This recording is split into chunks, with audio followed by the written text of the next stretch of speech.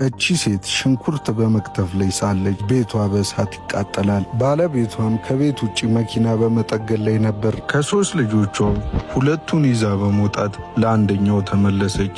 ግን ወደ ላይ ወጥታ ያስተኛችበት ቦታ ስትደርስ አልጋው ባዶ ነበር። የ10 ወር ልጇ ካስተኛችው ቦታ ላይ አልነበረም። እሳቱ በጣም እየባሰ ስለነበር ከቤቱ ለመውጣት ተገደደች። የእሳት አደጋ ሰራተኞች መጥተው ቤቱን ቢፈልጉ ቢያስሱ የልጁ ደብዛ አልተገኘም። የ10 ወር ሕፃን ልጅ እንዴት ይጠፋል? ከ6 ዓመትም በኋላ የልደት ድግስ ላይ ተጠርታ አንድ ልጅ ትመለከታለች። ልጅቷም እንደ ሌሎቹ ልጆቿ ዲምፕል የነበራት ነች። በጣም ተመሳሰለችባት።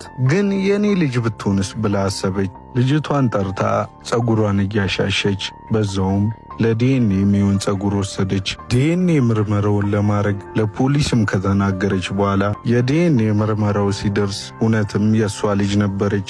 የእሳት አደጋው ዕለት አንድ ሰው ልጇን ወስዶባት ነበር። አንዲት ጎረቤቷ እርጉዝ ነኝ እያለች የሰፈሩን ሰው ትሸውር ነበረ። ከዛም 9 ወር ሆናት። ከ9 ወር በኋላ ውሸቷ እንዳይታወቅ ያን ቀን ቤቱን ሲቃጠል ልጇን ወስዳ ቤቱን በእሳት የለኮሰችው እሷ ነበረች።